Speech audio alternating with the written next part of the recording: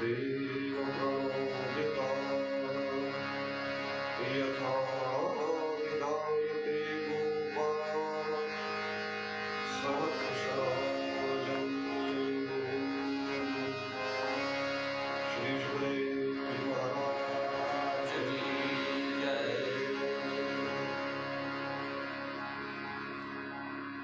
प्रणाम परम कारुणिक भगवान श्री हरिना दिव्य चरणों में अपना इष्टदेव प्रिय देवना चरणों में प्रणाम। आवाहित स्थापित देवी देवताओं श्री चरणों में प्रणाम। भगवान ने दिव्य वांगमयी मूर्ति श्रीमद् भागवत जी ना श्री चरणों में प्रणाम। અને આપ સૌને સાદર સપ્રેમ જય શ્રી કૃષ્ણ। आओ भगवान ने दिव्य कथा में रसपान। दवा છે પણ અસરકારક દવા છે। કોને અસર કેવી કીધું? પરીક્ષિત રાજાને અસર।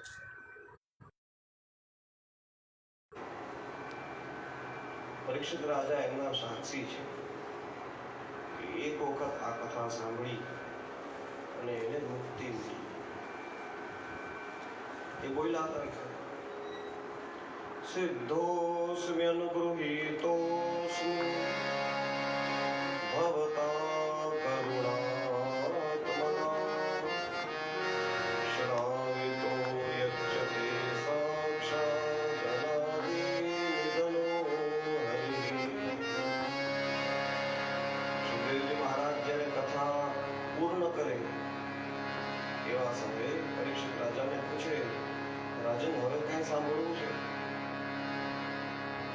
આજે 7મા દિવસની સંધ્યા થાય છે અને તક્ષક આવશે અને તને કરડશે બ્રાહ્મણના વચન અનુસાર। પણ જ્યાં સુધી હું બેઠો છું ત્યાં સુધી તક્ષક નહીં આવી શકે। તારા મનની અંદર કોઈ શંકા કઈ એવી સમસ્યા હોય તો હજી મને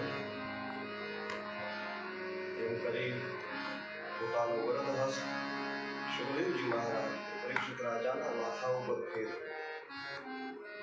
રાજન તારી બ્રહ્મમય દ્રષ્ટિ બને એવા આશીર્વાદ આપ્યા। અને પછી કારણ કે આ તો અકિંચન છે અને હું જોઈએ એટલે સુખદેવજી મહારાજની સામે પરીક્ષિત રાજા હાથ જોડીને પાછા ઉભા। સિદ્ધોસ્મિ અનુગૃહીતોસ્મિ, હું સિદ્ધ બન્યો છું। એટલે સુખદેવજી મહારાજ કદાચ પૂછે સિદ્ધિનું અભિમાન આવ્યું? કોઈ વ્યક્તિ એમ પોતાની જાતને કે હું સિદ્ધ બન્યો, દુનિયા કહે કે ભાઈ આ સિદ્ધ છે તો બરોબર માનવી, હા તો એનામાં કઈ સિદ્ધિ હશે, આપણે ક્યાં સિદ્ધ યોગી છે હો। પોતે એમ કહેતો અભિમાનથી કીધું ના ના અભિમાન છે ને અનુગૃહીતો છે, સિદ્ધિનું અભિમાન નથી, સિદ્ધ બન્યો છું એનો મને અનુભવ છે। કેના દ્વારા? કીધું આપે અનુગ્રહ કર્યો છે। ભવતા કરુણાત્મના, અનુગ્રહ કર્યો એની પાછળનું કોઈ કારણ? મારામાં કઈ એવી યોગ્યતા હતી એટલે તમે અનુગ્રહ કર્યો? બધું ના ના કરુણાત્મના, કરુણાને લીધે। આમાં હું મારી સામું જોવા જાઉં તો કોઈ એવી યોગ્યતા નથી કે તમારી આગળથી મને કથા સાંભળો, પણ તમે કરુણા કરી છે। અને શરૂઆત હતી પીબત ભાગવતમ રસમાલયમ, ભાગવતનો રસ પીવો કીધું તમે એટલે એ જ કીધું શ્રાવિતો યચ્છતે સાક્ષાત અનાદિનિધનો હરિ। તમે મને સંભળાવ્યા, શું સંભળાવ્યા? કીધું અનાદિ નિધન શ્રી હરિ જ સીધા સંભળાવ્યા છે। તો આવી રીતના પોતા સિદ્ધ બન્યા છે અને શુદ્ધ બન્યા છે એનું સર્ટિફિકેટ પોતે જ આપે, પ્રણામ કરે છે। સુખદેવજી મહારાજ તો ત્યાંથી પ્રસ્થાન કરે એવી કથા 12મા સ્કંદમાં આવશે। પરીક્ષિત સાક્ષી શ્રવણગત મુક્યુક્તિ કથન.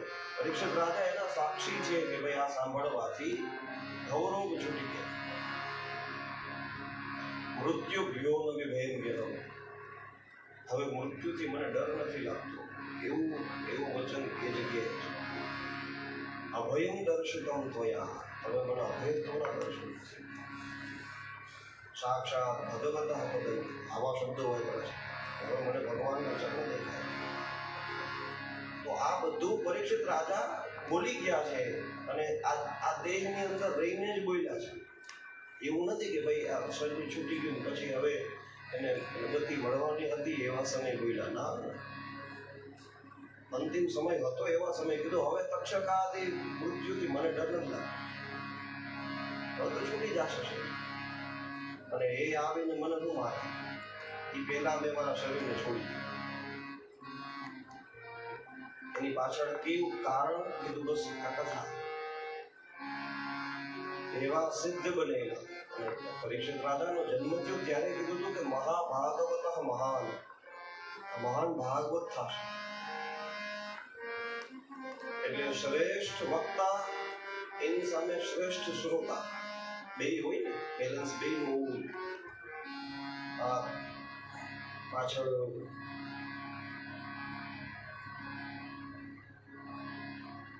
સ્કંદ પુરાણનું મહાત્મ્ય આવ્યું છે. ભાગવત 4 અધ્યાય છેલ્લે એની અંદર 3 અધ્યાયમાં કથાઓ છે અને 1 અધ્યાયની અંદર એમાં પણ ભાગવત વિધિ બતાવ્યું છે. આપણે કેમ પેલા પદ્મ પુરાણ મહાત્મ્ય જોયું કે એમાં 5 અધ્યાયમાં કથાઓ આવે, આત્મદેવની, ગોકર્ણની, ધંધુકારીની, એ બધા. 1 અધ્યાયમાં વિધિ. કેમ કે સ્કંદ પુરાણના મહાત્મ્યમાં પણ એવું 3 અધ્યાયમાં કથા અને 1 અધ્યાયમાં વિધિ. એની અંદર વક્તા અને શ્રોતા કેવા હોવા જોઈએ એના અમુક ઉદાહરણો છે. કીધું 2 પ્રકારના વક્તા હોય, એક અર્થાર્થી વક્તા અને કૃષ્ણાર્થી વક્તા. એ અર્થોપાર્જન કરવા માટે કથા કરતા હોય, અર્થાર્થી વક્તા.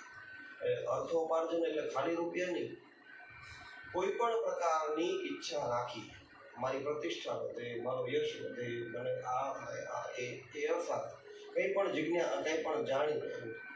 અને એક બીજા છે કૃષ્ણાર્થી કે મને ભગવાનના ચરણમાં રતિ પ્રાપ્ત થાય, પ્રેમ પ્રાપ્ત થાય. આવા વક્તા પણ હોય, આવા શ્રોતા પણ. એ 2 ભાગ એમાં બતાવ્યા. એટલે પાછું સ્પષ્ટ લખ્યું કે અર્થાર્થી વક્તા અને અર્થાર્થી શ્રોતા મળે તો એમાંય રસ જાગે. હરખે હરખા હોય ને અને સમાન હોય, એકબીજાના હરખા વ્યસન હોય, એમાં મૈત્રી થઈ જાય. માવા ખાતા હોય ન ઓળખતા લ્યો ને 2 દાણા લ્યો. સમાન વ્યસનમાં મૈત્રી હોય એટલે અર્થાર્થી વક્તાની સામે અર્થાર્થી શ્રોતા હોય તો એ સંબંધ બને. અને એવી જ રીતે કૃષ્ણાર્થી વક્તાની સામે કૃષ્ણાર્થી શ્રોતા હોય તો એ સંબંધ દ્રઢ. તો આ સુખદેવજી મહારાજ અને પરીક્ષિત રાજા એ કૃષ્ણાર્થી વક્તા અને કૃષ્ણાર્થી શ્રોતા છે. રાજાને કશું જોતું નતું, બસ એને તો મુક્તિ જોતી હતી. એટલે 12 સ્કંદની કથા સંભળાવ્યા પછી સુખદેવજી મહારાજે કીધું, રાજન મુક્તિ જોઈએ છે હજી તારે? એટલે સુખદેવજી મહારાજ કે રાજન હું બંધાયેલું છું એવું માનવું એ જ બંધન છે. હકીકતે મુક્ત જ છું. જ્યાં સુધી મૃત્યુનો ડર લાગે એ સમજી લો આપણે બંધાયેલા છે. અને આ ખરેખર આ બંધન એ ખોટું. જીવ અને માયા બેની વચ્ચે ગ્રંથિ પડી. તુલસીદાસજી મહારાજે કે જીવ અને માયા બેની વચ્ચે ગ્રંથિ છે, ગાંઠ છે. અને એ કેવી ગાંઠ છે? કીધું જદપી મૃષા છે ખોટી પણ છૂટત કઠિની, છૂટે નહીં ઘડી એવી ગાંઠ છે. કેના જેવું થાય? કીધું એક ભાઈ દરરોજ નદી કિનારે પોતાની ગધેડાને લઈ અને ત્યાં રેતી ભરવા જાય અને પછી હું ગળામાં દોરડું બાંધ્યું હોય. પછી ત્યાં જાય અને નદી કિનારે 1 કિલો ટાંગ્યો ખીલે દોરડું બાંધી.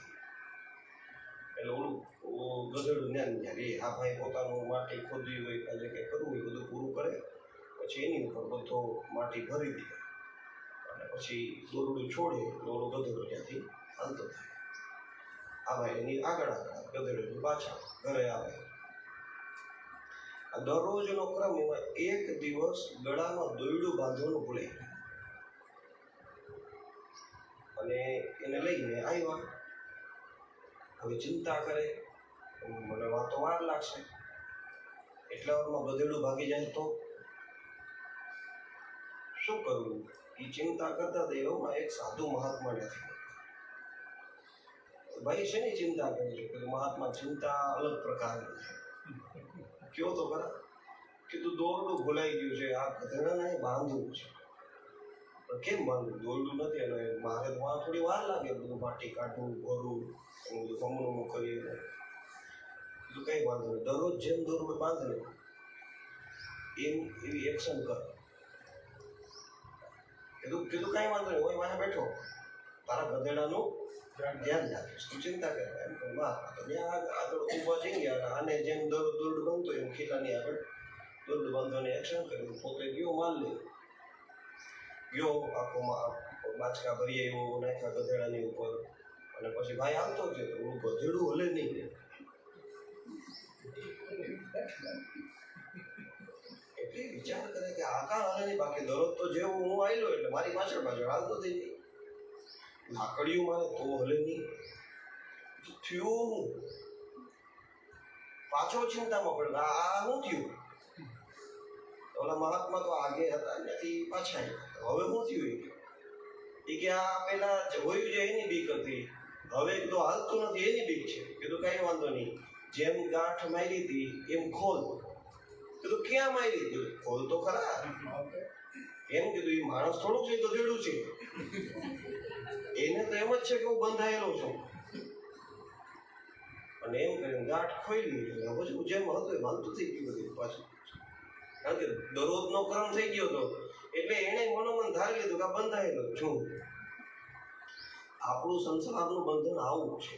જદપી મૃષા છે ખોટો પણ છૂટદ કઠિન, એ ઘડીથી છૂટે.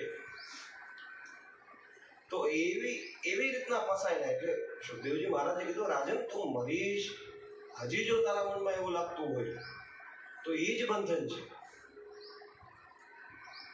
મુક્તિ કેને કહેવાય? બસ એ મને કોઈની ડર નથી, હું અભયત્વને પામ્યું, એ જ મુક્તિ છે.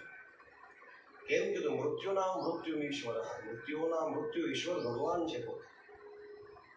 એટલે એવા પરીક્ષિત રાજા જેને આટલો પાક્કો શિષ્ય જાણી અને મૌની એવા સુખદેવજી મહારાજે 7 દિવસ સુધી કોઈ દી કીએ નહીં કોઈ, એણે ભાગવત કથા સંભળાવી. એટલે એમ થાય ખરું કે ભાઈ આવા ગુરુદેવ મળ્યા હોય તો પછી ગુરુ દક્ષિણામાં કંઈક દેવું તો પડે ને.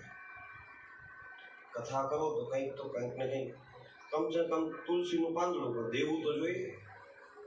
એટલે સુખદેવજી મહારાજ આવી રીતના કથા કરીને નીકળ્યા. એટલે ભાગવતમાં કથા નથી, પરીક્ષિત રાજા એવી રીતના હાથ જોડીને ઉભા રહી ગયા.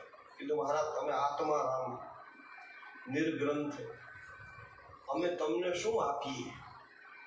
હા પણ એક થાય. શું? કીધું તમે જે ઉપદેશ મને આપ્યો છે એ ઉપદેશનું પાલન કરતા કરતા હું મારી જ જો સદગતિ કરું તો એ તમને ગુરુ દક્ષિણા કહેવાય.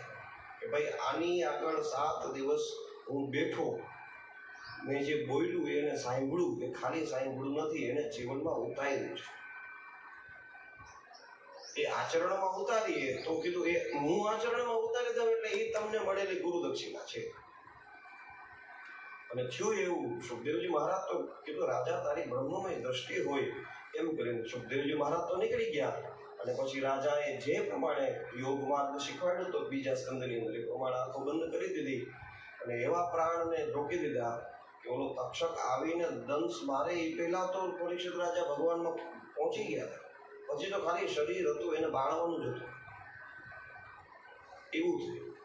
તો એ પરીક્ષિત રાજા જ્યારે આવી ભગવાનની દિવ્ય કથા સાંભળે છે ત્યારે આ કથાથી એને 5 ફાયદા થયા. એનું વર્ણન પરીક્ષિત રાજા પોતે ભાગવતમાં કહે છે. જુઓ, વક્તા હોય એ કથાના વખાણ કરે તો એમાં કઈ મહાનતા નથી. વક્તા પોતે એમ કહે કે ભાઈ આ બહુ સારી કથા. એટલે કોઈ પણ માણસ જે પોતે બિઝનેસ કરતો હોય એ પોતાના પ્રોડક્શનનું તો વખાણ કરવાનો જ છે. એ ગમે એવું હોય. હા, આને કોઈ નહીં. એમ સુખદેવજી મહારાજે જ્યારે જ્યારે ભાગવતના વખાણ કર્યા કે જ્યાં જ્યાં કીધું ઓહો ભાઈ સ્વર્ગે સત્યે ચ વૈકુંઠે કૈલાસે વૈકુંઠે નાસ્ત્યયમ રસઃ. સુખદેવજી મહારાજે કીધું છે નિર્ગમ કલ્પતરો ગલિતમ ફલ. પણ એ આપણને એમ થાય ભાઈ એ તો વક્તા છે ને, એને તો આખી જિંદગી આની અરે બનાવો છે, આનો રોટલો કાંઈ એટલે એના વખાણ તો એને કરવા પડે. પણ કીધું એ દવા જેને લીધી હોય એને અસર થઈ હોય અને એ પોતે કંઈક બોલે તો આપણને ના બરોબર છે. એ વેક્સિન લીધા પછી તાવ આવે થોડું કામ વાંધો ને 24 કલાકમાં તો ઉતરી જાય એટલે આપણને ભરોસો થાય કે આ બરોબર. ઓલા ડોક્ટરો કે થાકી જાય તો એ ન માનીએ આપણે. આપણી ઉપર અસર થઈ હોય તો આપણે કેમ કે હા બરોબર છે. એમ આ પરીક્ષિત રાજા આપણા જેવા શ્રોતા છે અને એને એવી રીતના આ ભાગવત સાંભળ્યું અને એને એના 5 ફલ મળ્યા. અને દશમ સ્કંદની કથાઓ પ્રારંભ થઈને એવા સમયે પરીક્ષિત રાજાએ એ 5 ફલ કીધા. યચ્છૃણવતો પેદ્યરતિર્વિતૃષ્ણા સત્વં ચ શુદ્ધ્યપ્યચિરેણ પુંસઃ ભક્તિર્ભરો તત્પુરુષે ચ સખ્યં તદેવ હારં વદમન્યસે ચેત. 5 વસ્તુ મળી. પહેલું અપેત્ય રતિ, સંસારમાંથી વૈરાગ્ય પ્રાપ્ત થયો કથા સાંભળતા સાંભળતા. આ 5 વસ્તુ એમ કહી શકાય કે ભાગવત સાંભળવાના આ 5 ફલ મળે. કારણ કે હવે છેલ્લા 2 દી આવ્યા એટલે આપણે બધું હિસાબ કિતાબ તો કરવો પડે. નાની આવી અમે 7 દી બેઠા, 3 કલાકની કથા હતી તોય 5-5 કલાક બેઠા. આપણે હવે પછી આની એરી હિસાબ કિતાબ તો કરવો પડે ને. એમ મહેનત કામ કરીએ, મહેનત કરીએ પછી એમ કે મહેનતાણું લાવો. અમે આવા ચૈત્ર મહિનાના ધૂમ તડકાની અંદર બેહીને કથા સાંભળીએ છીએ એમ તો પછી હવે અમને મહેનતાણું મળવું જોઈએ ને. તો આ તો હોય આપે. જો આ થઈ ને મેડિકલ સ્ટોરમાં તમે જાઓ ત્યાંથી તમને દવા મળે કે ત્યાંથી રીંગણા ન મળે, ત્યાંથી દવા મળે. અને એમ શાકભાજીવાળી આગળ જાઓ તો ત્યાંથી કંઈ ગુરફેન ન મળે, ત્યાંથી રીંગણા જ મળે. એમ આ ભાગવતની પાસે શું છે એ શું આપી શકે અને એ કોને કોને મળ્યું છે એની ઉપરથી આપણે આ 5 વસ્તુ ભાગવત સાંભળવાથી થાય. યચ્છૃણવતો પેત્ય રતિઃ. પહેલું ફલ એ આપણી સંસારની રતિ છૂટી જાય. કથા સાંભળતા હોય જ્યાં કૃષ્ણ ભગવાનનું ચરિત્ર આવે એટલે આપણે આપણું ઘર પર બધું ભૂલી જાય, મન આપણું એની અંદર લાગી જાય. એટલે એવી રીતના જે બુદ્ધિ સંસારમાં અનેક વિષયોની અંદર ભટકતી હતી એ વિષયોથી છૂટી જાય. છૂટી ગઈ એટલે ખાલી તાત્કાલિક એ વિષય ભોગમાંથી છૂટી ગઈ એટલું જ નહીં, આ વિષય ભોગમાંથી છૂટી ગઈ એ મોટું ફળ કહેવાય ને. આ તમે ગણતરી કરો, દરરોજ 4 થી 7 નો સમય છે. આ સવારે આપણે 8 થી 12 ભાગવતના પાઠ કરીએ. આ દિવસોમાં તમે અહીંયા બેસીને તમારી માળાનો જપ કરતા હતા, આ કથા ન હોય તો આ ટાઈમે તમે ક્યાં હો? જ્યાં હો ગમે સારું કામે કરતા હો, પણ આના જેટલું સારું કામ તો ન જોઈએ.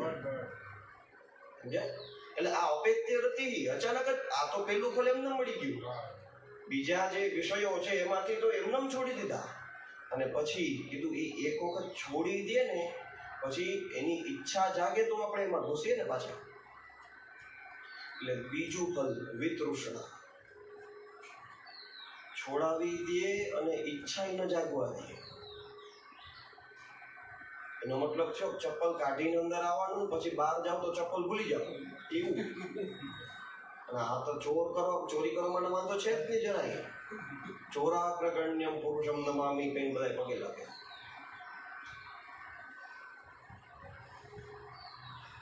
એક વખત આ સાંભળ્યું એટલે મન આની અંદર લાગ્યું, ઓલો વિષયોથી વિરક્તિ મળી એટલે પછી કીધું જે બુદ્ધિ ભગવત કથા સાંભળવામાં લાગી એનું બીજું ફલ કે એમાં વિતૃષ્ણા આવે. વિતૃષ્ણા એટલે કોઈ પણ પ્રકારની ઈચ્છા જાગૃત ન થાય. હવે મારવા વાળી ઈચ્છા જ છે, જ્યાં સુધી ઈચ્છા જાગૃત રહે ત્યાં સુધી મારા જીવતો રહેવાનો. અને આ શરીરથી એ ઈચ્છાઓ પૂરી ન થાય એટલે બીજો જન્મ, ત્રીજો, ચોથો, પાંચમો, આ બધું એની પાછળ જ છે. એક પાછળ બીજું, બીજું પાછળ ત્રીજું. એ તો બીજું ફળ એનું મળે કે જે સંસારમાંથી વૈરાગ્ય થયો એના તરફ પછી પાછી રુચિ ન થાય. એ આ જ કરે. પછી ત્રીજું ફલ સત્વં ચ શુદ્ધ્યતિ અચિરેણ પુંસઃ. એ જ સમયે માણસનું મન શુદ્ધ બને. બુદ્ધિ ઉપર કામ કર્યું પછી મન ઉપર આવ્યું. ઓલી બુદ્ધિ વાસના એમાં જગાડે, પછી બુદ્ધિમાંથી મન ઉપર, કારણ કે બુદ્ધિને બેહાડી દીધી, એને વિતૃષ્ણ બનાવી દીધી. કીધું મન બહુ ભટકતું હોય એને અચિરેણ એટલે તાત્કાલિક શુદ્ધ કરે. એ જ સમયે આટલો સમય આપણે કથા સાંભળવા બેઠા હોય એટલા સમયમાં આપણને ન ક્રોધ આવે કોઈની ઉપર, ન લોભ થાય કોઈ વસ્તુને, ન કોઈ જાતની ઈર્ષ્યા થાય, કંઈ ન હોય આ સમયની અંદર. તો એ જ સમયે જ્યાં ઓમ નમો ભગવતે વાસુદેવાય શરૂ થયું એટલે આપણી અંદરથી આવા બધા દુર્ગુણને એ જ સમયે એ શાંત કરે, મન શુદ્ધ કરે. આ એનું ત્રીજું ફળ. અને બુદ્ધિ આવી રીતના વિતૃષ્ણ બની, સંસારથી વૈરાગ્ય પ્રાપ્ત કર્યો, એ બુદ્ધિ ભગવત કથામાં લાગી એટલે દેવ બની બની ભગવાનની કથામાં લાગી, અને મન વિશુદ્ધ બન્યું. તો આ શુદ્ધ થયેલી બુદ્ધિ અને મન થયેલું, વિશુદ્ધ થયેલું મન, એ બે કોણ છે? કીધું શુદ્ધ થયેલી બુદ્ધિ, ભગવત કથામાં લાગેલી બુદ્ધિ એ જ દેવકી. કૃષ્ણ કથાની અંદર દેવમયી બુદ્ધિ, એનું જ નામ દેવકી. જે ભગવાનની કથામાં લાગે, સંસારમાંથી વૈરાગ્ય પામી તૃષ્ણાઓ છોડીને ભગવત કથામાં લાગે એવી બુદ્ધિ જ દેવકી, અને વિશુદ્ધ મન એ જ વસુદેવ. અને આવી દેવકી ને આવું વસુદેવ હોય અને ત્યાં પછી ચોથું ફલ ભાગવતનું મળે, ભક્તિ હિ હરવ. ભગવાનની અંદર ભક્તિ પ્રગટ થાય. કીધું ભક્તિ પ્રાપ્ત થઈ પછી ભક્તિને ટકાવી રાખવી પડે ને. તમે કોઈ વસ્તુ લ્યો તો મેન્ટેનન્સ જરૂરી. અને યાદ રાખો, વસ્તુ લઈ લેવી હેલી છે, મેન્ટેનન્સ અઘરું છે. 4 વ્હીલ લેવી અત્યારે કાંઈ લોન ઉપર લ્યો બધા ઘરે ગાડી હોય, પછી કે પાણીથી થોડુંક હાલે, પેટ્રોલ તો જોઈ ને એમાં નાખવા. બીજું મેન્ટેનન્સ, ત્રીજું આવું ઘર આપણે બનાવી લીધું છે હાલ, અને હંજવાની પોતાના પોતાની શું હાલત થાય? બે ના હગીએ ને એક ગમતી વસ્તુ જેટલી ઘરમાં નાખીએ બધે. એક નવું ટેબલ ઘરમાં આવ્યું એટલે સમજી લેવાનું એટલા ટેબલના ઝાડા વધ્યા. તો ચોખ્ખી વાત છે. એટલે આ આપણી અંદર ભગવાનની ભક્તિ જાગી, બરોબર? ભાગવતના ફલ પ્રમાણે ચોથું ફલ આપણને ભક્તિ આપે. ઓકે, પછી આ જાગી અને આ મેન્ટેનન્સ થયું. અત્યારે મન શુદ્ધ બન્યું, બુદ્ધિ વિતૃષ્ણ બની, ભગવાનમાં ભક્તિ જાગી. હવે આ મેન્ટેનન્સ આનું કેમ કરે? કીધું કે આ ભાગવતનું 5મું ફલ, શ્રેષ્ઠ ફલ એ છે તત પુરુષે ચ સખ્યમ, અર્થાત સજ્જનોનો સંગ કરાવે આ કથા. અને સત્સંગ થાય એટલે એ ભક્તિને મેન્ટેનન્સ મળે. જેમ ગાડી ખાલી પેટ્રોલ વગર ન હાલે, એને તમારે એને પેટ્રોલ પંપે લઈ જવી પડે, એમ આપણા મનને પણ વારે એનો ખોરાક છે આ સત્સંગ, ત્યાં લઈ જવું પડે. એટલે ભગવાન જ પોતે જ કીધું કે કઈ વાંધો નહીં, હું ભક્તિ આપીશ અને ભક્તિને હેરે એક ટકાવી રાખવા હાટું થઈને સત્સંગ પણ હું આપીશ. સત્સંગ આપે મતલબ સત્સંગ તો મળતો જ હોય છે, આપણી રુચિ નથી હોતી સત્સંગ, એ જગાડે. તો હવે આટલું બધું એક જ કામ કરે, 5 વસ્તુ સીધી હાથમાં વચન. અને આ કઈ હું આપણું વચન તો નથી કહેતા, જેણે ખરેખર આપણી જેમ જ બેસીને કથા સાંભળી છે એવા પરીક્ષિત રાજાએ કીધેલી વસ્તુ છે કે વિતૃષ્ણ બની બુદ્ધિ, પછી કીધું એને મન શુદ્ધ બન્યું અને ભગવાન શ્રી હરિમાં ભક્તિ જાગૃત થઈ, અને ભક્તિ જાગૃત થયા પછી પાંચમી વસ્તુ છે કે સત્સંગમાં પ્રીતિ થઈ. અને જ્યારે સત્સંગમાં પ્રીતિ થાય એટલે ત્યાં ભગવાનની લીલા ગુણ કર્મોનું વર્ણન થતું હોય, અને એ સાંભળતા સાંભળતા પછી એ જે થોડોક વૈરાગ્ય હોય ધીમે ધીમે ધીમે ધીમે દ્રઢ બનતું. તો આવા આ ભાગવતના 5 ફલ છે, અને એ ક્રમથી જ આપે. પેલા મનને વિષયોમાંથી દૂર કરે, બુદ્ધિમાંથી ઈચ્છાઓ દૂર કરે, પછી મન શુદ્ધ બનાવે, પછી ભગવાનની ભક્તિ આપે, અને પછી સત્સંગ આપે. તો આવા 5 ફલ દેવાવાળી આ દિવ્ય ભાગવતી કથા છે. આપણે એને એ ભાવથી સાથે કીધું, હવે અમે આ હાથથી સાંભળ્યું છે તો અમને પછી એનું કંઈક મળવું જોઈએ ને, મહેનતા. એટલે આ આપો એવી ભગવાનના ચરણોમાં પ્રાર્થના કરતા કરતા કથાની અંદર જોડાય. કથા હાલતી હતી, ભગવાન શ્રી કૃષ્ણએ ગોવર્ધન ભગવાનની પૂજા કરી. વર્ષોથી હાલતો તો ઇન્દ્રનો યજ્ઞ બંધ કરાયો. ભાઈ યજ્ઞ કેમ બંધ કરાયો ઇન્દ્રનો? કીધું હમણાં જ એવું બનેલું કે ઓલા બ્રાહ્મણો એ અગ્નિની અંદર આહુતિઓ આપતા હતા, પણ ગોવાળિયાઓએ જઈને માંગ્યું કે અમને ભૂખ લાગી, ખાવાનું આપો, તો એમને ન હોય. એટલે ભગવાનને એવો વિચાર આવ્યો કે ભાઈ ભૂખાને રોટલો દેવો એ પેલું ફરજ છે. અગ્નિની અંદર તમે આહુતિઓ આપો તો પ્રત્યક્ષ દેવ થોડા આવે છે. એ તો અગ્નિ વાહક બને અને એના ધુવાડામાંથી તેજ દેવતાઓ સુધી પહોંચે અને દેવતાઓ પુષ્ટ બને.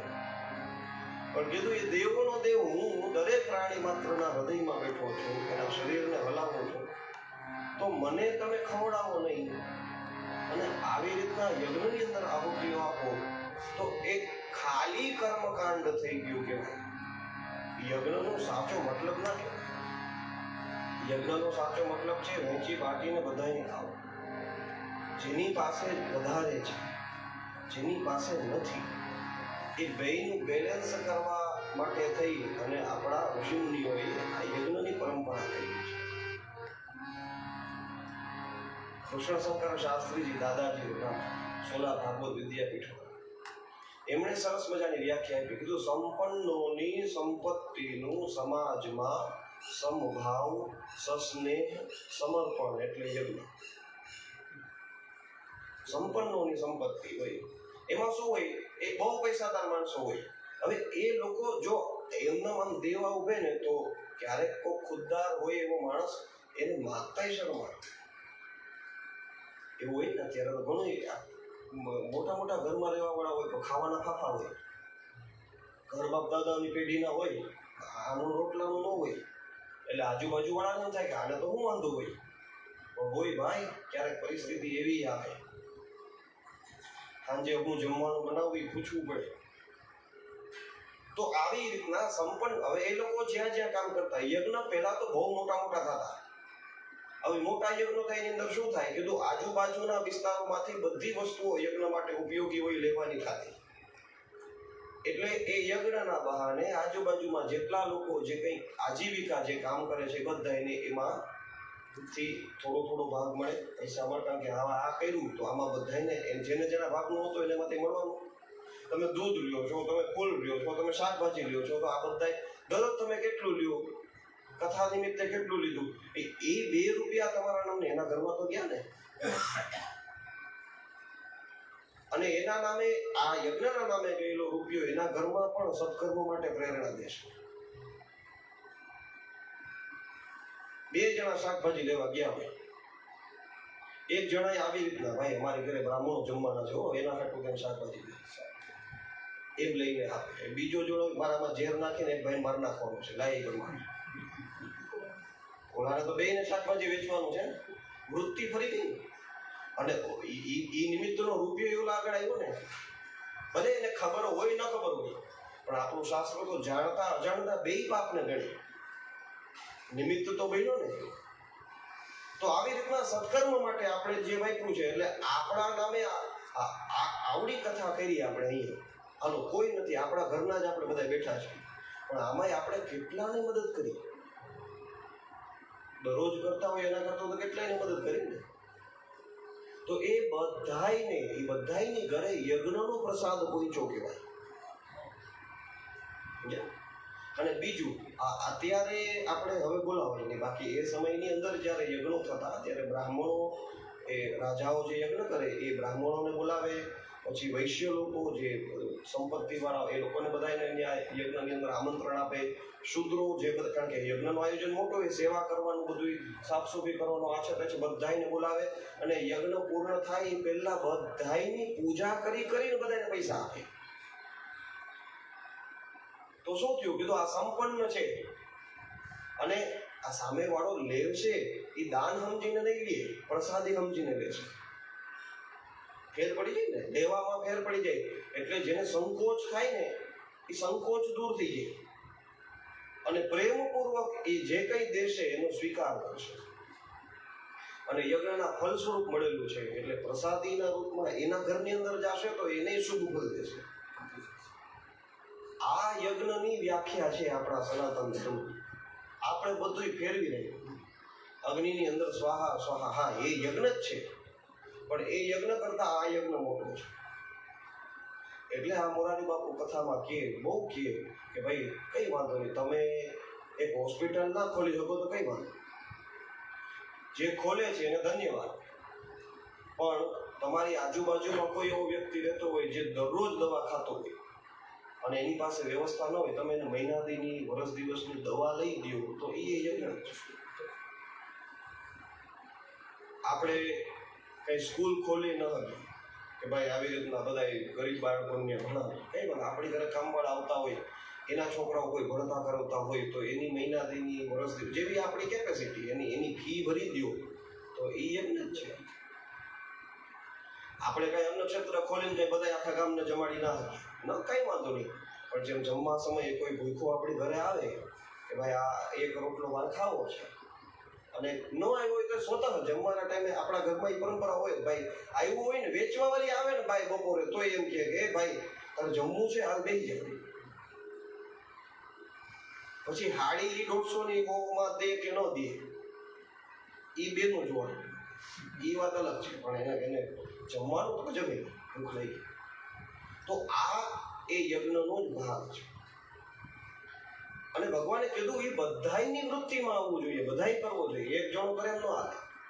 એટલા માટે થઈ અને દરેક વ્રજવાસીઓને કીધું બધાય પોતપોતાની ઘરે ખાવાનું બનાવો, જેની ઘરે જેવી કેપેસિટી જે બને બધું તૈયાર કરો, અને બધું તૈયાર કરી ગિરિરાજજીની સામે ધરો. બધાય સામગ્રી અલગ અલગ લઈ આવ્યા છે, કેવા ભાવે બનાવી હોય, જે બનાવી હોય, ઠાકોરજીને ધૈર્ય પ્રસાદી બની. અને પછી કીધું જમવા બેહો ત્યારે બધા લાઈનમાં બેસીને એક હારે બધાને પ્રસાદી આપો. એટલે જેના ઘરેથી લાડુ આવ્યું હોય એને છાશ પીવી પડે, અને જેની ઘરેથી ખાટી છાશ આવી હોય એને લાડુ મળે. સમભાવ, સમર્પણ બધાને. અને એ સમયે કોઈને પણ પ્રસાદી લેવા સમયે કોઈને કષ્ટ ન થાય, કોઈને એમ ન થાય કે હું નીચો પડી ગયો, કે હું આટલો છું નાનો, મારે કેમ લેવું. તમે જો પ્રસાદી મળતી હોય તો મોટા મોટા કરોડપતિ આમ હાથલામાં બેઠા પ્રસાદી દઈને ભાઈ બધા, કારણ કે એમાં એને સંકોચ નથી થતો, એમાં એ માગવામાં વાંધો ન આવે. એમ ભગવાનને ધરી અને જે ઉપયોગમાં લેવાતી જેટલી પણ વસ્તુઓ હોય એ. અને બીજું, પ્રસાદી દેવાવાળાનો અભિમાન ન હોય કે હું આપું, એનું થોડુંક છે, એ તો દેવાવાળો હોય. ભગવાનને ધરેલી વસ્તુ, સામગ્રી, પ્રસાદી એ હું દઉં છું, એટલે એ પ્રસન્ન મનથી દેતો હોય, અને લેવાવાળો પણ વિના સંકોચથી લેતો હોય. ભગવાને આવો યજ્ઞ શરૂ કર્યો. અને આપણને અમુક હોય બ્રાહ્મણો કે આ કર્મકાંડનો વિરોધ ભગવાને કર્યો, યજ્ઞ થતો તો એ રોકાવડે. કઈ ભાઈ, કર્મકાંડનો વિરોધ કર્યો હોય તો બ્રાહ્મણોનો વિરોધ થવો જોઈએ ને. વિધાનનો વિરોધ નથી કર્યો, બ્રાહ્મણોની તો પૂજા કરી છે. તો ભાઈ આ તો છે સાચું, સંપત્તિ આપણી, પણ આ જે થયું છે એમાં એને ફળ મળે. ને એ લોકોની આજુબાજુમાં રહીને જ ભગવાન કે મને ખબર પડી આવું થાય, અને એવો યજ્ઞ કર્યો છે. યજ્ઞ કરી એટલે આ ભોગ ભગવાનને ગિરિરાજજીને કર્યો. બધા પ્રસાદી લઈ બ્રાહ્મણોની પૂજા કરે છે, ગાયોને આગળ કરી અને ગિરિરાજજીની પરિક્રમા. હવે જ્યારે ભોગ લગાડ્યો કે છે ભોગ લગાડ્યો એ સમયે ભગવાન પોતે શૈલોસ્મિથી બ્રુવંતાવત, ભગવાન પોતે એક પર્વતમાંથી પ્રગટ થયા. એટલે બધાએ કાનાને પૂછ્યા કોણ છે કોણ છે? કાનો કે આ ગોવર્ધનજી હે? તો હા. અને ગોવર્ધનજીએ સ્વયં ભોગ ગ્રહણ કર્યું. નંદ બાવા ઉપનંદ અને ઓલા ગોવાળીઓ બધા કે આટલા વર્ષોથી ઇન્દ્રને યજ્ઞ કર્યો, કોઈ દી જોયો નથી. અને હા જો આની સામે ભોગ જેવો લાડુની થાળી આમ હાથમાં રાખે નંદ બાવા તો આખી થાળી ખાઈ. કાનાને કે આ બધું વર્ષોથી ભૂખ્યા છે, કોઈ દી તમે ક્યાં ખવડે? એટલે આ થાય છે. અને પછી આવી રીતના પૂજા કરી પ્રસાદ લઈને બધા રાત્રિના સમય ઘરે આવી. ઇન્દ્રને એમ થયું કે આજે યજ્ઞ થયો તો મારો, હમણાં કંઈક એમાંથી પ્રસાદી આવી હશે, એનો યજ્ઞનો ભાગ મને મળ્યો હશે. પણ હવે તો ઇન્દ્રના અનુચરોએ કીધું આપણે કઈ આવ્યું નથી. આવ્યું બધી તૈયારી તો જો જગારથી થતી હતી, પણ મારા તમારા નામનું ઇન્દ્રાય સ્વાહા એવું કઈ સંભળાવું નથી કે લેવા જાય ત્યાં. તો શું થયું? ઇન્દ્રએ આવીને જોયું, હવે આ એવડો સત્યવ્રતમ વાળો છે. દેવતાઓની સ્તુતિ કરવા આવ્યા હતા ભગવાનને, ત્યારે આણે સ્તુતિ કરી હતી સત્યવ્રતમ સત્ય પરમ સત્યમ સત્યસ્ય યોનિમ કરીને. અને ઇન્દ્રને પછી એમ થયું કે આ તો કૃષ્ણ મર્ત્યમ ઉપાદિશ્ય, ભગવાનને સામાન્ય મનુષ્ય સમજ્યા ઇન્દ્રએ. અને એના અભિમાન આવ્યું છે જે મેઘગણ સાવર્તક નામના પ્રલય કાળમાં જરૂરી હોય એને કીધું તમે જાઓ અને વ્રજને ડૂબાવો.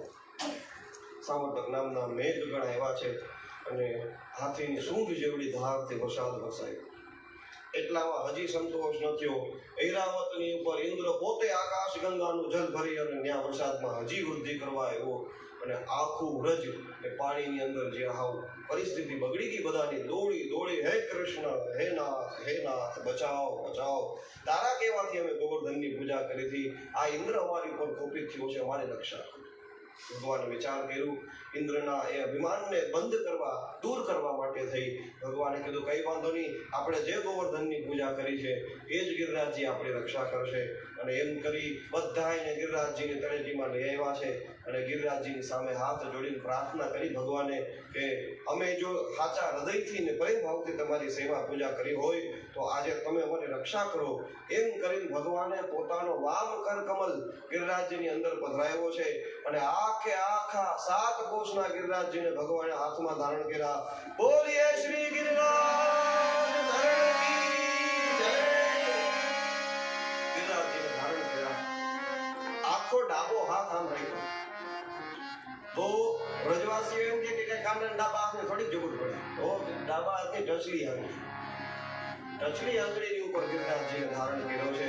એટલે યશોદા તો પ્રેમથી ભરેલી હતી ને, એટલે ઓલા સુદામા ને સ્તોક ને બધા હતા, એને કીધું હે આ હું એકલો ઓલો ઉપાડે જાવ ને, લઠ દેવો. લઠ ભારે હોય, આપણા જે વાંસમાં લાકડી પોલી આવે પોલી જાડી ગયા જાઓ, બધા લાકડી દઈને ટેકે દઈને બધા મદદ કરવા જાવ કે મારા કાનાનો હાથ દુખી જાય, એકલો ને મદદ કરે. અને આમ જે ગિરિરાજજી ઊંચો કર્યો, ભગવાન બધાય નીચે આવતા અંદર આવી જાય. અને એમ કરી બધાને બોલાવ્યા છે. ગિરિરાજજીની નિશ્રામાં બધાને રાખ્યા. ભગવાને ગિરિરાજજી ધારણ કર્યો અને ઓલા સિદ્ધામાં સ્તોક ને બધાએ પોતાના લઠ ભરાવીને રાખ્યા. એટલે જેમ વ્રજવાસીઓ બધાએ આમ કૃષ્ણ ભગવાનની સામું જ આવે ને એમ ઓલો સ્તોક ને આમ સુધા કોઈ મારી સામું જો બે ઊભું ગઈ. હકીકતે એમ જ છે, ઉપાડવા વાળો ગોવર્ધન નાથ જ છે. પછી આપણે બધા લાકડીઓ લગાડીને આપણા મોઢા દેખાડીએ. આવી રીતના ગિરિરાજજીને ધારણ કર્યા છે. એટલે પછી તો વરસાદ એવો વરસે ઉપર ગિરિરાજજી. આમાં શંકા કરવા વાળા એવી શંકા કરે તો આમ ગિરિરાજજી ઊંચા કરી દેતા સાઈડમાંથી પાણી નો એવું જે તર્ક જ કરવા છે કરે ને. એટલે હકીકતે ભાગવતમાં લખ્યું છે ગિરિ ગર્તમ, ભગવાને 10 ફૂટ અંદરથી ગોવર્ધનને ઉપાડ્યા. પછી કીધું ઉપર અંદર 10 ફૂટ વાગે માથે ઢાંકણું ઢાંકી આખું. અને એકલા ભગવાન એ 7 દિવસ સુધી 7 કોષના આ ગિરિરાજજીને 7 વર્ષના ભગવાને ધારણ કર્યા. એટલે બધાએ વ્રજવાસીઓ ત્યાં નીચે ગિરિરાજજી પહેલા ગાયોને આગળ રાખી, પછી ગોપીઓ આવી અને એની પાછળ ગોવાળિયા બધા એક ફરતે ગઈ. 7 દિવસ સુધી શ્રી કૃષ્ણ ભગવાનના મુખારવિંદના દર્શન કરે. એકાદ આમ થોડીક વાર થઈ ને 5-10 મિનિટ જેવું આમ ઉપાડ્યું ભગવાને, એટલે ઓલા શ્રીદામાએ કીધું કે ખાના આ હાથ બાદ બદલાવવો હોય, દુખતું હોય તારે ફેરવો હોય તો ફેરવી નાખે. એને એમ કે અમારે લાકડની ટેકે ઉભ્યું છે એમ. ભગવાન કે કઈ વાંધો નહીં, જ્યાં હાથ નીચે લીધો ગિરરાજ એ કાના બચાય બચાય. ભગવાન કે બધા લાકડા લઈ લો, તમારું કોઈનું કઈ કામ બેસ્ટ. તમે બધા ધ્યાન દે આરામ. અને 7 દિવસ સુધી વ્રજવાસીઓએ ભગવાનનું ભજન કર્યું છે, ભગવાનનું નામ લીધું છે. એવી એક દિવ્ય કથા આવે છે. ભગવાનનો એક મિત્ર હતો સુદર્શન, એનું સખા. ભગવાન ભેરો વ્રજમાં, અને વ્રજની અંદર ઘણા બધા ગામ નાના નાના. તો એક ગામની અંદર એના લગ્ન થયા ગોપીઓની યારે બધા. એટલે એ જેની યારે લગ્ન થયા એનું નામ માધવી. માધવી નામની ગોપી, એની યારે લગ્ન થયા. હવે સુંદર એ વૃંદાવનમાં કૃષ્ણનો ખાસ મિત્ર એના ભેગો થઈ ગઈ. એટલે એની માએ એને સૂચના આપી કે તારા લગ્ન, એમાં તો લગ્ન પહેલા થઈ જતા, પછી એનું એને ઘેરે મોડા લે મોટી થઈ જાય પછી. તો એની માએ એને સૂચના આપી કે તું જાય, કે તારા ધણી સુંદર ભેરી જા, એમાં વાંધો નહીં, પણ એક વસ્તુ યાદ રાખજે, કૃષ્ણ કરીને એક એવો તોફાની છોકરી ગામમાં છે કે એનો અવાજ ના સાંભળતી. કેમ? કીધું એ એવો ગાંડો છે કે એનો અવાજ સાંભળીશ ને તો એ તને મોહિત કરી દેશે, અને મોહિત થઈ ગઈ ને જો એક વખત એની પાછળ, તો કે તારો પતિવ્રત ધર્મ તૂટી જશે, તું તારા ધણીની સેવા નહીં કરી શકે, એના મય બની જશે. કીધું આવે આજુબાજુમાં તો ઘૂંટો માથે નાખી દેવાનું, મોઢું ના દેખાડતું તારું એને, અને તું એનું મોઢું ના જોતી. આવી દરરોજ ઓલી એની માં એને શિખામણ આપે. એટલે આમાં જે દરરોજ શીખવું બરોબર છે, બરોબર. અને પછી તો થોડા મોટા થયા બધા, 6-7 વર્ષના થયા, લગ્ન પૂરું, હવે લઈને આવવાનું. એટલે સુંદર અહીંથી રથ લઈ અને લેવા ગયો એની ઘરવાળી. સુંદર રથ લઈને આવે, અને એની માએ એને કીધેલું કે એની વાતોય બહુ સાંભળવી નહીં. કોઈ તને કૃષ્ણની ચર્ચા કરે તો તારે બહુ સાંભળવી, હું ના પડે દેવી એ નહીં, બીજી કઈ વાત કરો. અને સુંદર આગળ કૃષ્ણ સિવાય કોઈ બીજી ચર્ચા ન હોય. અમે આજે આમ ગયા હતા, અમે યમુના કિનારે ગયા હતા, અમે આજે આવી રીતના કદમના વૃક્ષોની અંદર અમે આમ ગાયો ચરાવતા હતા, અમે આજે ભગવાન આવી રીતના આવો ઉદ્ધાર કર્યો, એવું બધું એવું વાતો કરે. એટલે રથમાં આવીને બેસે ને કોઈ, કારણ કે એ તો ત્યારે તો મોબાઈલ કે કંઈ હતું નહીં કે દરરોજ વાતો થતી હોય. એટલે પોતાનું વ્રજ કેવું છે, પોતાનું ગામ કેવું છે, એની અંદર માણસો કેવા છે, એ બધું સુંદર વર્ણન કરે. અમારે આવું છે, નંદ બાવા અમારે આવા, અમારે યશોદામાં અમારે આવી, અમારા ગામમાં બધા આવા, મારા માણસો ભાવ આવો. કારણ કે એ તો પછી ઘરે આવી ગયા પછી તો ટાઈમ મળે નહીં, બધું પહેલેથી રસ્તામાં. અને એ બધું એણે 5 મિનિટમાં કહી દીધું. અને પછી કૃષ્ણ પુરાણ ચાલુ થયું. કારણ કે એની પાસે એક જ વસ્તુ હતી, આખી જિંદગી એક જ કામ. અને એની માએ એવો પઠાયો હતો, દરરોજ કૃષ્ણ ભગવાનની હારે ગાય ચરાવવા જાય. જેવો ગાય ચરાવીને સાંજે કરે જ્વાળું કરવા બેઠો હોય ને, એટલે એની માં એને ફેરસતા પૂછે, હા આજ શું કર્યું કાનાએ? કારણ કે એ ગોપી જ હતી, અને કૃષ્ણને પ્રેમ કરવા વાળી ગોપી એ 2 વર્ષની છોકરીથી માંડી 80 વર્ષની ડોહીમાં લગી બધા હતા. ગોપી પ્રત્યે કૃષ્ણને પ્રેમ કરે. એટલે એક જ વસ્તુ, કૃષ્ણની જ્યાં વાત ચાલુ કરે એટલે ઓલી તાજી પરણેલી વધુ માધવી એ ના પાડે, તો રહેવા દે, બીજી કોઈ વાત. એટલે ઓલો વાત ફેરવી નાખીએ. આ તમે આવી રીતના જાઓ છો તો કેવું, આ યમુનાનો કિનારો કેટલે ઊંડું ક્યાં આવે પાણી, એમ વાત ફેરવતા ફેરવ. એવામાં પાછી કૃષ્ણની જ્યાં ચર્ચા શરૂ થઈ અને વ્રજની અંદર પ્રવેશ થવાની શરૂઆત થઈ, એવામાં કૃષ્ણ ભગવાન કદમના વૃક્ષની નીચે જ ઉભા હતા. એટલે સુદર્શને રથ રોક્યો, માર્યો ઠેકડો કાનાને મળવા હાટું. હે કાના, જો તારી ભાભીને લઈ આવ્યો હું ભાઈ. કે હા ભાઈ મોઢું તો દેખાડો ભાભીનું, એમ થોડું કાલે કે અમને વયો જતું. એટલે અવાજ સાંભળ્યો એટલે ઓલી માધવીએ ઘૂંટો તાણી કાનમાં આંગળી નાખી દીધી. કારણ કે એની માએ ના પાડી હતી, આનો અવાજ ના સાંભળતી.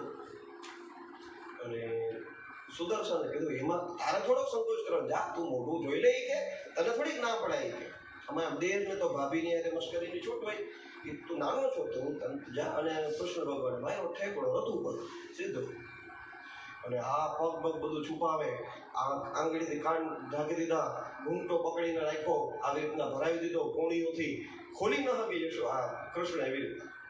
એટલે સુદર્શનને આ સુંદરને કે આ કેમ આમ કરે છે, એને કેમ મને મોઢું દેખાડે. એટલે સુંદરે કીધું દેખાડી કે કાનો તારું મોઢું જોવા માંગે છે કે કેવી સુંદર છો, રૂપાળી છો, એને ખબર તો પડે કે ભાઈ હું પરણીને લઈ આવ્યો છું એમ.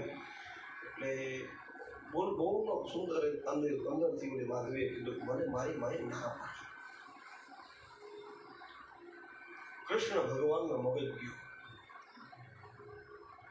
હજી એકવાર પૂછ્યું મોઢું દેખાડ. ઓલી કે ન દેખાડ. કઈ વાંધો નહીં, હવે તું જોઈ. 2 વાર મેં મહેનત કરી ને, હવે તું તડપીશ મારું મોઢું જોવા હાટું. આમ તો એટલા શબ્દો કાનમાં ઝીણા ઝીણા પડ્યા. ઓલી વિચારે આ હું કહીને ગયો, કઈ સમજાણું તો નહીં મને. પછી એના ઘરની અંદર એના પતિની સેવા કરે, એની સાસુની સેવા, એની સાસુએ કૃષ્ણના ગુણગાન ગાય, એના હહરાય કૃષ્ણના ગુણગાન ગાય. આ સુંદર આવે તે આખો દી કૃષ્ણ. એમ હવે દરરોજ તો કઈ કાન બંધ કરીને બેહી ન હોય એટલે કથા બહુ સાંભળે. પણ એની માએ પઢાવેલી ને એટલે એક વસ્તુ બીજી ભેગી જોડાની. શું જોડાતી? કીધું કે એ પોતે કોઈ દિવસ કૃષ્ણ આવે, ગાયો ચરાવવા આવે ત્યારે એ અંદર રસોડા હોય જાય. મોઢું જોવે નહીં કે પોતાનું મોઢું જોવાનું દે, અંદર હોય જાય. અને ભગવાન દરરોજ ને દરરોજ આમ આવી જોવે. પાછા ગાય ચરાવીને પાછા સુંદરે ભેગો જ હોય. અને જેવું સુંદર રાત્રે આવે ભેગો હોવાની વાતચીત બોલવાનું વાતચીત થાય તો કે કૃષ્ણની જ વાતો બધી ભેગા બેઠા હોય તો જમવા બેઠા હોય તોય કૃષ્ણની વાતો, એકલા 2 જણ આરામ કરવા વાતો કરતા હોય તો ન્યાય કૃષ્ણની વાતો. એટલે શું હશે એમ થોડીક એને જાણવાની ઈચ્છા થઈ.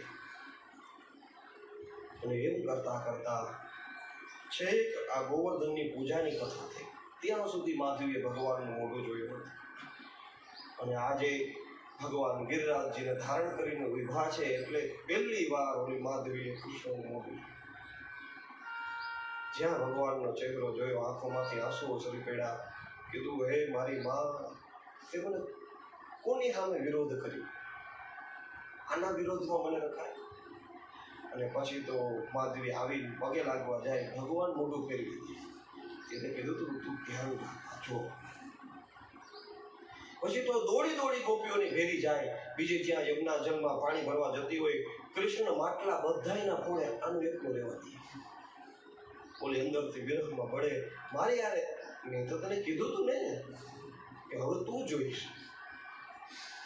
અને આમ કરતા કરતા રડે. રાસલીલા કરી ભગવાને. બધી ગોપીઓની હારે રમે. આ એકલી ત્યાં ઊભી હોય એની હારે ન રમે. પછી તો ઓલી લલિતા અને વિશાખા અને બીજી બધી ગોપીઓએ ભેગી મળીને કીધું. પછી છેલ્લે આ કેસ ગયો રાધાજી આગળ. કારણ કે કાનો કોઈનું માને નહીં, એનું તો માને.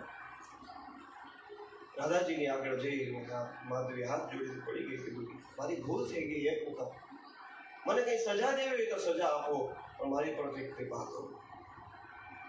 રાધાજીના કહેવાથી કૃષ્ણ ભગવાન કીધું કે ભૂલ તો છે, હું દુનિયા આખી મારા દર્શન કરવા હાટું થઈને કેટલું કરે, અને આજે તું મારી સામે મને મોટું, હું આવ્યો સામેથી અને તે મને મોટું નથી કહ્યું. આ જન્મમાં તો તને મારો સામે નહીં મળે, તો તારે પૃથ્વી ઉપર જવું પડશે કળિયુગની અંદર, અને મારી ભક્તિ કરવી પડશે. કીધું એટલી બધી વિરહ? કીધું હા, પણ હા એ જમાનાની તારી ભક્તિ જોશે ને એટલે દુનિયાને ખબર પડશે કૃષ્ણ પ્રેમ કોને કહેવાય. અને કહેવાય છે એ જ માધવી બીજા જન્મમાં મીરા બની. અને એની એ જ માં જેને ઉપદેશ આપ્યો હતો કે એનું મોઢું ના જોતી, એને જ કીધું હાલે આ તારો ધણી આજથી. અને એનું એવું ભજન કર્યું. એનો જ ધણી સુદર્શન હતો જે આ સુંદર એ જ ભોજરાજ બનીને એનો પતિ તરીકે પ્રગટ થયો. બધાય સહાયક બન્યા અને ભગવાને કહી દીધું કે હું તારે પૃથ્વીલોકમાં જઈને એક જન્મ તો પૂરો કરવો જ પડશે અને એ જન્મમાં તારી ભક્તિ પાકશે પછી તને પાછું ગોલોકમાં સ્થાન મળશે. રડે રાધાજીની સામે, લલિતાની સામે રડે. લલિતા કીધું રડે શા માટે? આ તારી ઉપર એક કઠોર અનુગ્રહ કર્યો છે. ભગવાનના વિરહનું સ્મરણ થાય, એની યાદ આવે, એનાથી મોટો અનુગ્રહ બીજો કયો હોય? કીધું પણ એકલી હું કેમ જાઉં? અહીંયા મારી એને ભગવાન ન બોલે, કઈ વાંધો નહીં, લલિતા છે, આટલી બધી ભગવાનની ગોપીઓ બધી છે, બધાય મારી એને ચર્ચા કરે અને છેલ્લે કઈ ન હોય રાધાજીને જોઉં તો મારા હૃદયને સંતોષ થાય અને ઘોર કળિયુગની અંદર મને મોકલશો તો ને મારો આશ્રય કોણ? કીધું કે કઈ વાંધો નહીં, તો કીધું છે ભગવાન તો ભોગવવું તો પડશે. કે છે એ જ કળિયુગની અંદર વીરા બનીને પ્રગટ થઈ છે અને ભગવાનનું ભજન કરતા કરતા ભગવાનમાં. તો આ ગોવર્ધન લીલાની અંદર એના દર્શન કર્યા હતા. તો આવા સ્વરૂપ છે ભગવાન. તો ભગવાનની 7 દિવસ સુધી 7 વર્ષના ભગવાન એને આવી રીતના 7 કોષના ગિરિરાજજીને ધારણ. આ ગોવર્ધન એટલે શું છે? અમારા ગુરુદેવ સમજાવે કે ગોવર્ધન એટલે બીજું કાંઈ નહીં, ગો એટલે ઇન્દ્રિયો, વર્ધન એટલે એનો વિકાસ જેમાં થાય એ આપણું શરીર. આપણા શરીરને પણ 7 દિવસ, સપ્તાહમાં 7 દિવસ જ હોય ને, સોમવારથી રવિવાર 7 દિવસ હોય. તો આ 7 દિવસની અંદર પણ એ આને ધારણ કરવા વાળો તો ગિરિરાજધારી જ છે. એ જ હોય, એ આ હલાવે. 60 કિલોનું હોય, 50 કિલોનું હોય, 15 કિલોનું હોય કે 150 કિલોનું શરીર હોય, હલાવવા વાળો તો એ જ છે. અને જ્યારે કીધું એ ન હોય ત્યારે ઉપાડવા વાળા 4 જણા જોઈએ. એ હોય ત્યારે જ આ ગોવર્ધન આવી રીતના ટકેલો હોય. એ ન હોય તો ઉપાડવા વાળા 4 જણા. જે વ્યક્તિ 100 કિલોની ગોળ ખભે નાખીને વયો જતો હોય એની અંદરથી આ ગિરિરાજજી નીકળી જાય એટલે એને ઉપાડવા 4 જણા ભેગા જોઈએ. માણસમાં શક્તિ તો કેટલી હોય, પાવર તો બધા દેખાડે. આ ખલીને કેવું છે શરીર જોયું તો 7 ફૂટનો પૂરો માણસ. હવે એ 150 કિલોના માણામાંથી વજન વગરના પરમાત્મા નીકળી જાય એટલે એ 150 કિલોના મોટા. એટલે ભગવાને આવી રીતના ગોવર્ધનને ધારણ કરીને કીધું આ 7 દિવસ સુધી હું જ બધાનું પાલન પોષણ કરું છું. અને એવી રીતના ગિરિરાજજીને ધારણ કર્યા. ઇન્દ્રને એમ થયું કે આ આટલો બધો વરસાદ વરસાયો, વ્રજમાં કેમ કંઈ થતું નથી. હકીકતે હવે ગિરિરાજજીને ધારણ કર્યા પછી શેષ ભગવાનને બોલાવ્યા. કીધું તમે ફરતે વિટાઈ જાઓ, એટલે એક ટીપુય પાણી અંદર ના હોવું જોઈએ. કીધું પછી કીધું ગોવર્ધનની તકલીફ પડે ને, આટલો બધો વરસાદ વરસે એટલે ભગવાને પોતાનું સુદર્શન ચક્ર ઉપર છોડ્યું છે. કીધું એટલો પ્રકાશ ઉડ્યો કે આકાશમાંથી વરસાદનું પાણી પડી પહેલા બફાઈને ઉપર ઉડ્યું છે. એવું તેજ ભગવાને છોડ્યું. અને જ્યાં ઇન્દ્ર આવ્યો એરાવત હાથી ઉપર ભગવાનની આ લીલા જોવા હાટું નીચે જઈને જોયું તો એક પાણીનું ટીપું નહીં. ક્યાં ગયું, શું થયું? પછી તો ખબર પડી, અરે આ તો હું તો માણસ સમજતો હતો, આ મનુષ્ય નથી, આ તો પરમાત્મા છે. સામતક મેઘગણોને શાંત કરાવ્યા છે ને એરાવતને શાંત કર્યું. પછી તો કીધું હવે આની જ્યાં આમ સૂર્ય આકાશમાં પ્રગટ થયો એટલે ભગવાને બધાને કીધું ભાનો હવે તમે તમારે ધીરે ધીરે બહાર નીકળો. બધાએ પોતપોતાના એ જે કંઈ ઝૂંપડા હતા, જે કંઈ પોતાની રહેવાની વ્યવસ્થાઓ હતી, ગાયો માટેના ગોષ્ઠ હતા, બધું બનાવવાની તૈયારી કરી. અને ભગવાને એ જ જગ્યાએ જ્યાં ગિરિરાજજી હતા બધાની જોતા ત્યાં જ ગિરિરાજજીને પાછા સ્થાપિત કરી. નાનકડી એવી શિલાના ટેકા ઉપર ભગવાન બેઠા છે. સરસ મજાનો સૂર્યોદય થયો છે. ભગવાન વાંસળી બજાવે. એટલે આ બધા અડધા કામ કરીને અડધા બધા ભેગા થઈને નંદ બાબા પાસે આવ્યા. બાબા સાચું બોલ, આ તારો લાલો નથી, તું બોલો. યશોદા ગોરી આ કાળો કેમ છે? અમને તો ત્યારથી જ શંકા હતી. અને પછી કીધું આ આવડો નાનો હતો, હજી તો જન્મો જ તો 7 દિવસનો હતો, એવા સમયે એને પૂતનાને મારી. પછી તો જેટલા રાક્ષસોનો ઉદ્ધાર કર્યો બધાનું નામ કીધું કે હાલો જંગલમાં જઈને માર્યા હોય તો આ ગોવાળિયાઓ ખાલી ખોટા વખાણ કરતા હોય, આપણે જોયું નથી એ વાત બરોબર છે. આ તો આપણી બધાની નરી આંખે 7 દિવસ સુધી એને ગોવર્ધન ધારણ કરીને રાખ્યો છે. આ તો ખોટું ને સાચું બોલો કોણ છે? એટલે ગર્ગાચાર્ય મહારાજે કીધું કે ભાઈ એમાં એવું છે, આમનો જ્યારે નામકરણ સંસ્કાર થયા ને ત્યારે તમે કોઈ હાજર નથી. ગર્ગાચાર્ય મહારાજે ના પાડેલી. એટલા માટે થઈ એમણે જે કંઈ ઉપદેશો આપ્યા ને તમે સાંભળ્યા નથી, તમે એટલે આની ઉપર શંકા કરો છો. હકીકતે આ બીજું કોઈ નથી, આ સાક્ષાત પરમાત્માનો અંશ છે. અને અહીંયા આપણી વચ્ચે નારાયણ સમૂહ ગુણની અંદર નારાયણ સમાજ છે. અને ગર્ગાચાર્ય મહારાજે જે પ્રમાણે ઉપદેશ આપ્યો હતો એ બધો ઉપદેશ નંદ બાબાએ ગોવાળિયાઓને બધાને આપ્યો. અને આવી રીતના એ ચર્ચા ચાલતી હતી. એવામાં એક દિવ્ય ગાય એ ભગવાન શ્રી કૃષ્ણની આજુબાજુમાં ચરતી ચરતી ભગવાનના ચરણ પાસે પડી. ભગવાન એના ગળામાં હાથ ફેરવવા લાગ્યા. ભગવાન ગોવિંદ છે, ગોપાલ છે, અને ગાયો બધી. કીધું આ કોઈ સામાન્ય ગાય નથી, આ સુરભી હતી, સ્વર્ગમાંથી આવી હતી. અને ભગવાનને પ્રણામ કરતા કરતા કૃતજ્ઞતાનો ભાવ પ્રગટ કરતી હતી કે આ ઇન્દ્રમાં તો બુદ્ધિ નથી, એ તો મારા આખા વંશને ઉજાડવા આવ્યો તો પ્રભુ તમે મારા વંશની રક્ષા કરી છે. હકીકતે ઇન્દ્રએ જ મોકલી હતી સુરભીને, કીધું તું જા, થોડુંક શાંત થાય પછી હું પાછળથી પગે લાગવા આવું. અને સુરભી આવે. ભગવાન આમ સુરભીને રમાડતા હોય કે એવામાં આ સૂર્ય જેવો ચમકતો મુકુટ ભગવાનના ચરણોમાં પડ્યો. જ્યાં મુકુટ પડ્યો એટલે ભગવાને સામું જોયું. ઇન્દ્ર હાથ જોડીને ભગવાનની સ્તુતિ કરવા માંડ્યો. વિશુદ્ધ સત્વમ તવ ધામ શાંતમ તપોમયં ધ્વસ્તરજસ્તમસ્કમ માયામયોऽયં ગુણસંપ્રવાહો ન વિદ્યતે તે ગ્રહણાનુબંધઃ. ભગવાન ઇન્દ્ર ઉપર પ્રસન્ન થયા. કેમ? આવી જ ભૂલ એ બ્રહ્માજીએ કરી.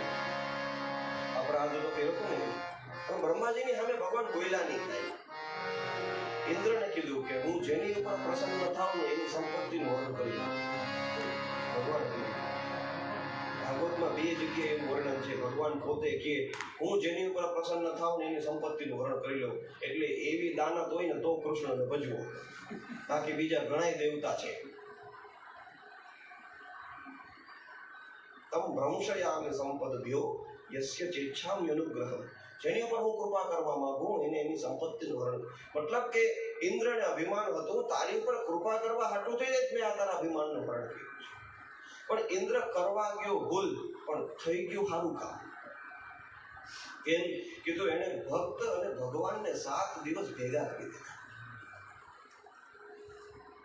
અને બ્રહ્માજીએ શું કર્યું? બ્રહ્માજી ભૂલ કરી હતી. એ ગોવાળિયાઓને વાછરડાઓને ભગવાનથી દૂર લઈ ગયા. અને ભગવાન પોતાનો કરેલો અપરાધ માફ કરી દે, ભક્તની ઉપર કરેલો અપરાધ માફ કરતા નથી. ભગવાનને ભક્તથી દૂર કરે એ તો મોટો અપરાધ કહેવાય. એટલે પછી બ્રહ્માજી બહુ સ્તુતિ પ્રાર્થના કરી. બ્રહ્માજીને કઈ કીધું નહીં. અને આમે મોટા માણસોથી ભૂલ થાય ને એ સહન ના થાય. એને જાતું ન, એને માફ ના કરી દેવાય. ઇન્દ્ર તો શું છે? વાલ ખોલવાનો છે. બ્રહ્માજી તો સૃષ્ટિના દેવતા છે. ઇન્દ્રથી ભૂલ થાય તો હજી જાતું કરાય. એ તો નો કર્યા માણસ છે, ઓનું પગાર દેવા વાળા છે. તમારાથી ભૂલ ન થવી જોઈએ એમ. કારણ કે તમે જેવડા ઊંચા હોદ્દા ઉપર હોય એવડી તમારી જવાબદારી વધારે હોય છે. અને એવડી જેવડી ભૂલ થાય એનું ફલે એવડું મોટું મળે. એટલે બ્રહ્માજીને આમ કાઢી મૂકવાની તૈયારીમાં હતા. ત્યાંથી ભગવાન શાંત થઈ ગયા, કારણ કે સ્તુતિ બહુ કી. એટલે ભગવાન એની સામે બોલ્યા જ નહીં. જાણે કે કેમ આમ તારાથી હજી હું મને સંતોષ નથી એવી. પણ આને થોડીક એવી સ્તુતિ કરી તો કીધું કાંઈ વાંધો નહીં, હાલ તને માફ. એવી રીતના નાના લોકોથી ભૂલ થાય તો એની ઉપર ક્રોધ એક ક્ષણિક હોય, પણ જેમ જે જવાબદારી વાળા માણસો છે એનાથી ભૂલ થાય તો એ પણ ક્રોધ મોટો થાય. અને આવી રીતના માફી માંગી એટલે ભગવાન એની ઉપર કૃપા કરી છે. એટલે સુરભીએ કીધું કે તમે મારા વંશની રક્ષા કરી છે, એટલે આજથી મારે તમને એક નામ દેવું છે.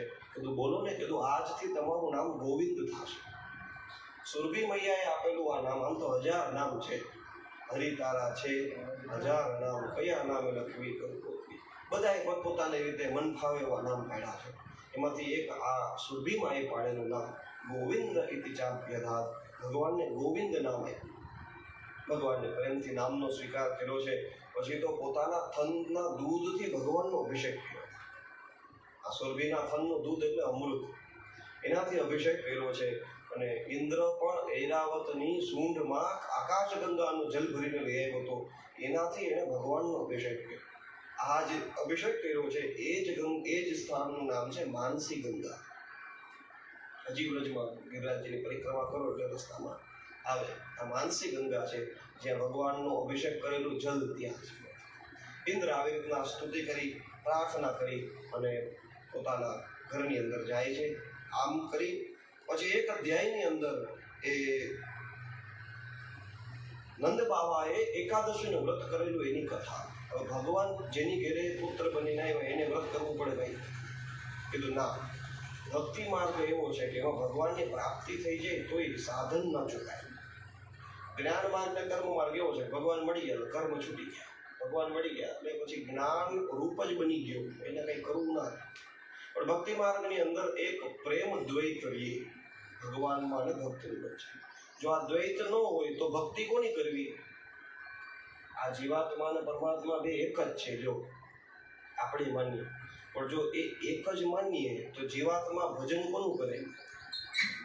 એટલે ભક્તિ માર્ગની અંદર એક આવો પ્રેમ દ્વૈત, હકીકતે દ્વૈત નથી. પછી તો રાસલીલા એ અદ્વૈતની જ કથા છે, ભેગા થઈ જવાની જ કથા છે. પણ એના માટે થઈને એક નાનકડો દ્વૈત રાખવો જરૂરી છે, જેથી આપણે એ સાધક બની ભગવાનનું ભજન કરીએ અને ભગવાન આપણને પ્રમાણે ફળ આપે. એટલે નંદ બાવાની ઘરે સાક્ષાત પરમાત્મા પુત્ર બનીને પ્રગટ થયા છે. એણે એકાદશીનું વ્રત કર્યું. એકાદશીનું વ્રત કર્યું એટલું જ નહીં, વ્રત પૂરું થયું અને બીજે દિવસે દ્વાદશીના પારણા કરવા હતા તો રાત્રિનું થોડું મુહૂર્ત બાકી હતું ને યમુનામાં સ્નાન કરવા ગયા. સ્નાન કરવા ગયા એટલે વરુણના અનુચરો એ હરણ કરીને લઈ ગયા નંદ બાવાનું. નંદ બાવાનું હરણ થયું. હવે આ સમજવા જેવી કથા. વરુણ એ રસના દેવતા છે, જીભના દેવતા. જે દિવસે તમે વ્રત લીધું હોય ને તે દિવસ ગાંઠિયાની સુગંધ આવે, દરરોજ નો આવે, તે દિવસે જ યાદ આવે. કેમ કીધું આવું થાય? એટલે નંદ બાવાને પણ ઓલા વરુણના રસના દેવતાઓ એને પાતાળમાં લઈ ભગવાન ગયા છે. અને ભગવાન જેવા આવ્યા એટલે વરુણે પોતાનું રાજ સિંહાસન ખાલી કરીને ભગવાનની ત્યાં સ્થાપિત કરીને પૂજા કરી. એટલે ભગવાન કે પૂજા પછી કરજે પણ આપણા બાપાને છોડ, એ જોવે છે અને તું આવી રીતના મારી પૂજા એમ કરી ભગવાન નંદ બાવાને લઈને પાછા આવ્યા છે. પાછા આવ્યા એટલે નંદ બાવાએ બધાને કીધું આ કાનો કોઈ સામાન્ય નથી, આ ભગવાન છે, મેં જોયું મારી નજર સામે. એટલે ઓલું સુબલ ને શ્લોક, કારણ કે આ તો વાત તો પછી ફેલાવવામાં શું વાર લાગે. એટલે ઓલા બધા જે આવીને આમ કરતા ને એ બધા આમ નીચે લાગીને પગે લાગવા ભગવાન કે શું થયું? કીધું આમ આ લઈ તો તારે હાથ છે તો મારા જેવું શરીર, કેમ થયું શું એ કે ને. કીધું કે આ બધા લાલા વ્રજમાં વાતો હાલે કે તું છે ને એ ભગવાન છું. ભગવાન કે હા છું. એટલે તો પગડીમાં પાછો ભગવાન છો? હે હા ના કે છું છો, તારું લોક દેખાડ મને કે હાલો. એટલે પછી એ બધા કે તમને એકલા જ નહીં, જો એ વારાફરતી નહીં દેખાડું, જેને જોવું એ બધા બોલાવ્યા. અને કે છે આખા વ્રજને ભેગું કર્યું. નાનકડી વાત નથી બધાને બ્રહ્મ રથમાં લે જ્યાંથી ઓલા કાલીને ભગાડ્યો હતો. કીધું સ્નાન કરો બધાએ. સ્નાન કરીને જેવા બહાર નીકળ્યા સીધા વૈકુંઠ. હવે આ તો બિચારા ગાર લીપેલા મકાનમાં રહેવા વાળા અને ત્યાં હોનાની ફર્શ કેમ હાલવું? 2-4 વાર તો પડ્યા, માંડ ઉભા થયા. કોક બધા ડાકો જય વિજય ત્યાં ઉભા હતા, હાથ પકડે, હે મારે આવું નહીં જોવાનું, અમુક કામ જાય એવું રહ્યો. એમ કરતા કરતા ભગવાનની સભા જોઈ છે. બ્રહ્માજીને જોયા. ઓલા ગોવાળિયા એ આ બાપુજી આપણને ઉપર ચડ લઈ ગયા ઈચ્છે કે નહીં? બ્રહ્માજી ગયા.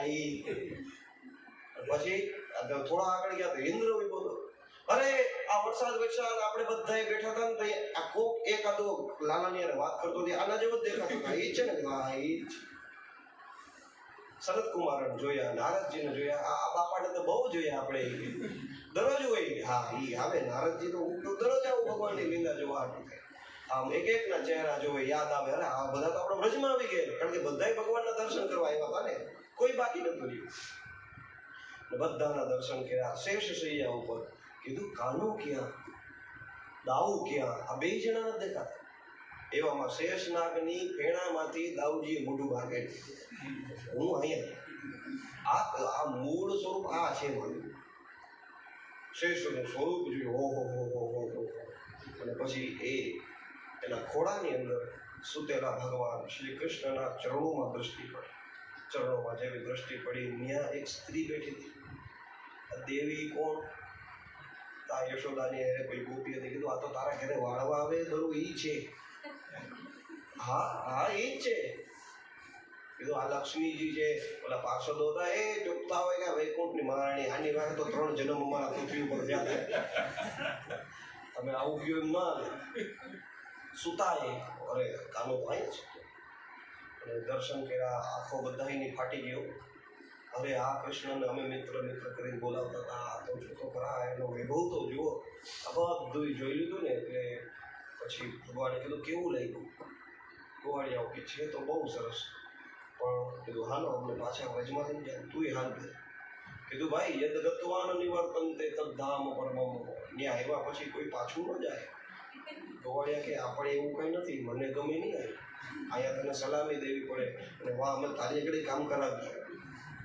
અમને આ સ્વરૂપ કામ ગમતું નથી. હાલ અમારા ઘરો પાછો, અમારે અહીંયા નથી રહેવું, અમને વ્રજમાં મોકલી દે. અને આવું વૈકુંઠના દર્શન કર્યા પછી આ એ જ વસ્તુ છે ને કે દીયમાનમ ગર્ભણંતી. ભગવાન કે હું આપું તોય લેતા નથી. લઈને બધાને લઈને પાછા આવ્યા છે ભગવાન. અને પછી ગોપીઓએ, કારણ કે ઓલું હેમંત ઋતુની અંદર કાત્યાયની વ્રત કરેલું ને એટલે એના ફળની પૂર્તિ કરવાનો સમય આવવાનો છે. એનો સમય આવશે. આપણે ચા પાણી પી લઈએ, પછી આપણે રાસલીલાની કથામાં શ્રી કૃષ્ણ કનૈયા